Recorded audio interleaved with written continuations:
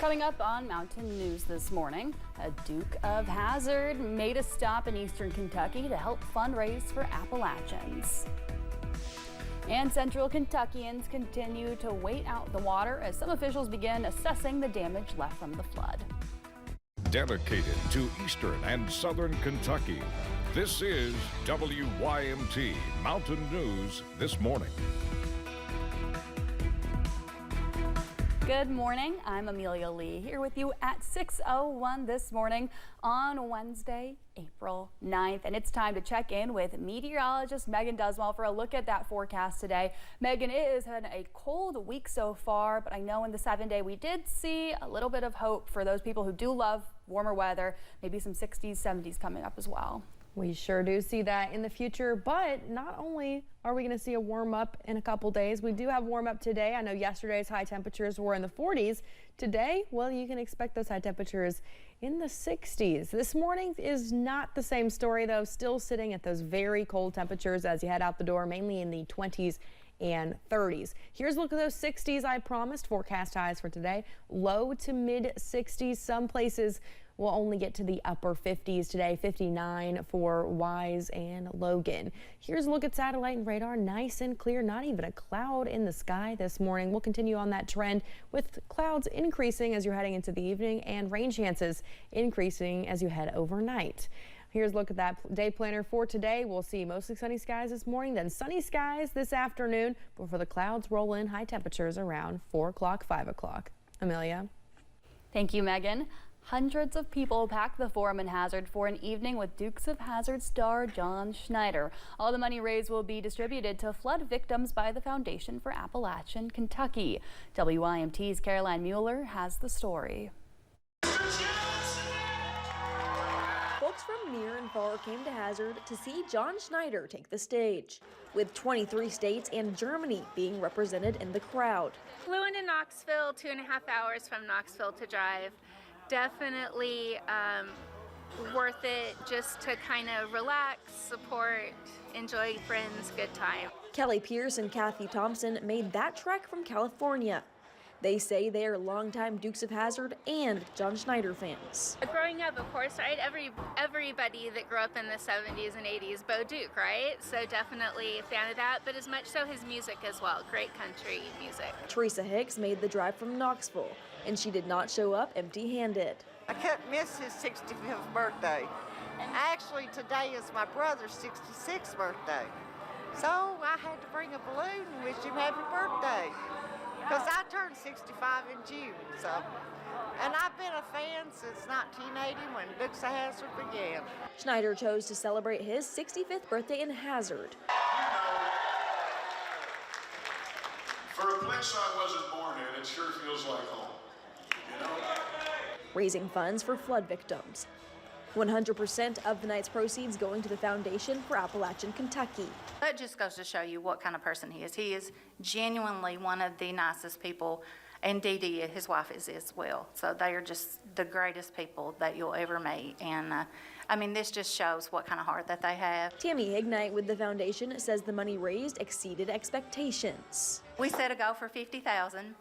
And we're confident that we exceeded that. A night of music with a mission and a crowd that came together to make a difference. In Hazzard, Caroline Mueller, WYMT Mountain News.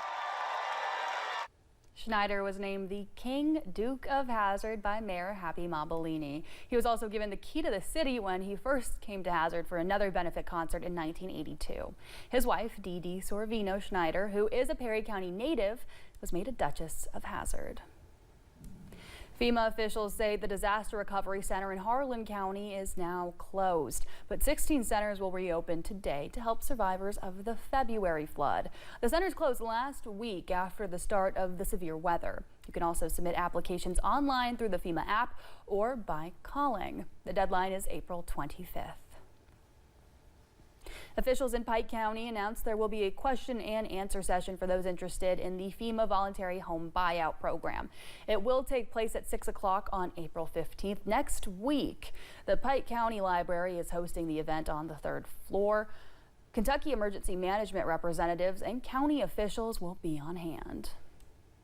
Home and business owners along the Kentucky River closely watching water levels as the river continues to flow outside of its banks. A number of businesses along the river are being impacted by the flood. The owner of Proud Mary's Barbecue, which sits near the river along the Fayette County line, tells our sister station WKYT the restaurant took nearly 10 feet of river water in the basement. They also spoke with a homeowner who lived along the river who says after losing nearly everything in the flood, he's moving out. A popular campground sustained heavy damage during the flooding along the Kentucky River. The Camp Nelson RV Park in Girard County suffered numerous losses. First responders joined property owners and campers to salvage what they could. The Kentucky River crested at 46.8 feet, making this one of the worst floods in more than 50 years. Owner Kenny Embry says it will likely take several weeks before campers are able to return. We were trying to clean out our storage room and bathhouse down here, and the water come up 4 foot in a matter of a half hour or so. Most of our campers are traveling construction people, traveling nurses. You know, they're here for 2 to 3 months at a time. Emergency officials say it is too early to determine the total monetary loss left behind by the flooding. The recent flood devastated parts of the state, and this includes Franklin County. Some neighborhoods in Frankfort remain underwater. Terrence Mitchell lived in the Dolly Graham Park neighborhood all his life. His parents lost everything in the 1978 flood. Now Mitchell's home is halfway underwater and he is unable to go inside. He says there is not much anyone can do until the water recedes. Like my grandmother said, always said, there's people out there worse off than you are. As Frankfort works to rebuild, officials say their #1 priority is keeping people safe. Franklin County Judge Executive Michael Mueller is urging you to stay out of those floodwaters. As the floodwaters slowly begin to crest, Governor Andy Beshear urges Kentuckians to be cautious during the cleanup process. At least 5 people died in Kentucky from this latest flooding. During an update yesterday, the governor says pumping stations in Frankfort were restored overnight, but wastewater will take time to get back up. When homeowners are able to return to their houses, Governor Beshear says to make sure you have the proper tools for an efficient cleanup. Realize the cleanup can be as dangerous as the flood. Make sure if you're doing this work that you have your tetanus shot. Know that there can be gasoline or other things in that water. Know that mold can be significant and spread very quickly after this. So make sure you read up on how to properly clean your home. Governor Beshear also urges drivers to not move any barricades and be extra cautious on the roads.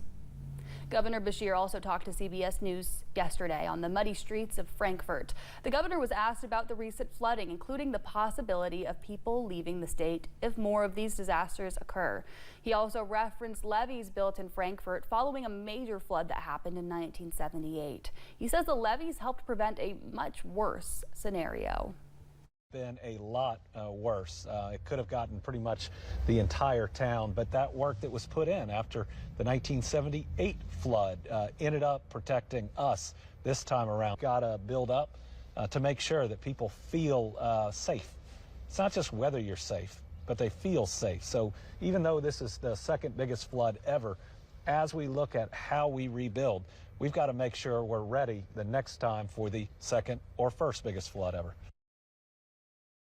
In Pulaski County, a Somerset man was recently indicted on 45 counts of sex-related crimes, many of which reportedly involved minors. 32-year-old Jesus Alberto Chaves is charged with crimes ranging from rape and sodomy to use of a minor under 16 in a sexual performance. He's being held on a $100,000, a $200,000, and a $500,000 bond for the 3 indictments in Russell and Pulaski counties. A Richmond daycare worker is facing multiple charges of child abuse. Richmond police arrested Elizabeth Thomas yesterday. According to an arrest citation, the abuse happened at a Step Ahead daycare. Officials say she's accused of denying food to a child with dietary restrictions. Thomas later admitted to losing her temper at work. She was taken to the Madison County Detention Center. Officials are planning a daytime repair for a road in Perry County. Transportation cabinet officials say Kentucky 2021 will be shut down due to breaks in the pavement. The road work is on Monday and Tuesday of next week at mile 4.2. Kentucky 80 and Kentucky 451 can be used as alternative routes.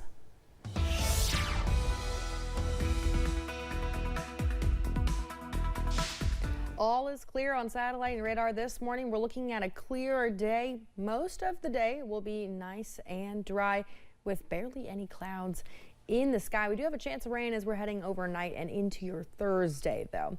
Here's what you need to know in terms of temperatures, mostly looking at the 20s and 30s. So I'm not joking when I say it's cold out there. You need to grab that coat as you're heading out the door. Good news is this afternoon won't be as cold, mainly sitting in the 60s, which is still unseasonably chilly for this time of year. Normally we're sitting in the mid to upper 60s for that forecast high. As we're looking at the next couple hours, though, you will hit that high temperature around that 4 o'clock, 5 o'clock mark, seeing sunny skies in the early afternoon hours. And again, that chance of rain that will pop up into the forecast as you're heading overnight and into your Thursday. Amelia. Thanks, Megan, and thank you for joining Mountain News this morning. We've got more news on the way. Tariffs began overnight with leaders around the world proposing new ways to reach a deal.